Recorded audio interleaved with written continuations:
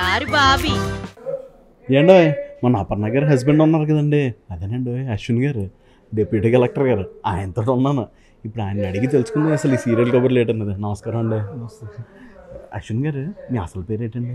నా అసలు పేరు వచ్చేసి ఇమ్రాన్ ఖాన్. నేను విజయవాడ నుంచి. అవునండి, మీరు విజయవాడ నుండి వచ్చారా? మరి అశ్విన్ గారు, ఇక్కడ ఎంతకాలం అయిందండి వచ్చి మీరు ఇక్కడ హైదరాబాద్ వచ్చి? హైదరాబాద్ వచ్చి నేను 2018లో వచ్చాను. నా ఫస్ట్ సీరియల్ వచ్చేసి ETV plus life is beautiful. Okay. టోటల్గా అక్కడ ఆడిషన్ ఇవ్వడానికి వచ్చినప్పుడు టోటల్ ఆంధ్రప్రదేశ్ మొత్తంలో అండ్ తెలంగాణ ఆంధ్రప్రదేశ్ మొత్తంలో 60,000 ఆడిషన్స్, 60,000 ఆడిషన్స్ జరిగినాయి. 60,000 మంది ఆడిషన్ జరిగితే దాంట్లో 7 మెంబర్స్ సెలెక్ట్ అయ్యారు. అందులో మీరు ఒకళ్ళు ఉన్నారంటే మరి లేను, ఒక పర్సన్ తప్పుకోవడం వల్ల నేను ఉన్నాను 8%. ఇట్స్ మిరాకిల్ అన్న టైం రాసి పెట్టి ఉందండి. మరి అక్కడి నుంచి స్టార్ట్ అయ్యారు. మరి సీరియల్ కన్నా ముందు ఇంకేమైనా ఎందులో నటించారండి? షార్ట్ ఫిల్మ్స్ చేశాను. 2014 నుంచి నేను షార్ట్ ఫిల్మ్స్లో ఎంటర్ అయ్యాను.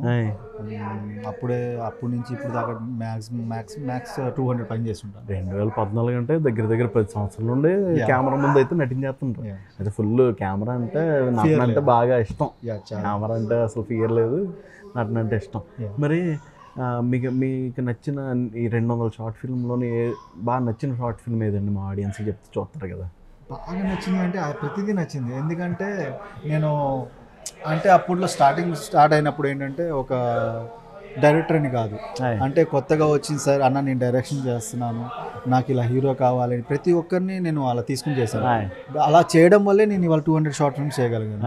లేదు నేను రికగ్నైజబుల్తో చేస్తాను, రికగ్నైజ్తోనే చేస్తానంటే నా కెరియర్ బెస్ట్గానే ఉండేది. బట్ కొత్త వాళ్ళని ఎంకరేజ్ చేయలేకపోయాను. ఎందుకంటే నేను కొత్త వాళ్ళని, నన్ను ఒకళ్ళు ఎంకరేజ్ చేశారు, నేను కూడా ఒకళ్ళని ఎంకరేజ్ చేయాలని చెప్పేసి అలా షార్ట్ ఫిల్మ్స్లో ఎంటర్ అయ్యి ప్రతి ఒక్క డైరెక్టర్తో చేశాను. చాలామంది ఇన్వైట్ అయ్యాను. ఫ్రమ్ విజయవాడ కదా 2014 మాకు పూరి జగన్నాథ్ గారు ఒక 10 స్టోరీస్ ఇచ్చి 10 minutesలో కంప్లీట్ చేశారు. అవునవును, అప్పుడు కాంపిటీషన్ పెట్టారు కదా. ఆ కాంపిటీషన్లో అప్పుడు స్టార్ట్ అయింది లైఫ్. అలా ఒక ఎట్ టైం 2 షార్ట్ ఫిల్మ్స్ చేయడం ఇలా చాలా జరిగినాయి. ఆ తర్వాత అలా చాలా ఒక 200 దాకా వెళ్ళిపోయానంట. దీంట్లో బెస్ట్ అంటే నాలో నేను. ఎందుకు నాలో నేను అంటున్నానంటే ఫస్ట్ టైం నేను ఒక యాక్టర్ని ఇమిటేట్ చేయకుండా నా యాక్టింగ్ నేను చేసింది షార్ట్ ఫిల్మ్ ఏమైనా ఉందంటే రిమార్కబుల్ లేకుండా, నువ్వు ఇక్కడ తప్పు చేసావు, నీకు ఇక్కడ మైనస్ ఉంది, అది ఏమి లేకుండా చేసిన షార్ట్ ఫిల్మ్ అంటే నాలో నేను. ఓకే.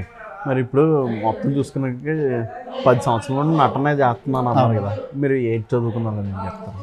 నేను BTech back bencher disqualified. BTech అయితే వదిలేసి వచ్చారు, కానీ సినిమాల్లోనే అదే సీరియల్లోనే అయితే మాత్రం మంచిగా రాణించుకుని వచ్చారు. కెరీర్ స్టార్ట్ అయింది మాత్రం బీటెక్ నుంచే.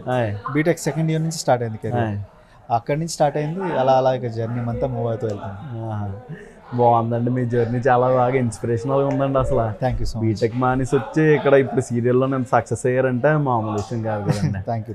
ఇప్పుడు మరి దీంతో కలిపి అక్కడ జెమినీలో కూడా ఏదో ఒక విలన్ రోల్ ఏదో చేస్తున్నట్టుగా ఉన్నాను. అవును, ఏమండో శ్రీమతి గారు అని చెప్పేసి జెమినీలో అది నెగిటివ్ విలన్, నేను విలన్గా చేస్తున్నాను. ఇక్కడ సెకండ్ హీరో. సో 2 వర్సటైల్స్ బాగున్నాయి కదని చెప్పేసి మెయింటైన్ చేసుకున్నాను. బాగుందండి. నటుడు అన్నాక ఇలాగ నెగిటివ్ పాజిటివ్ అన్ని కలిపి చేస్తేనే మంచి మనం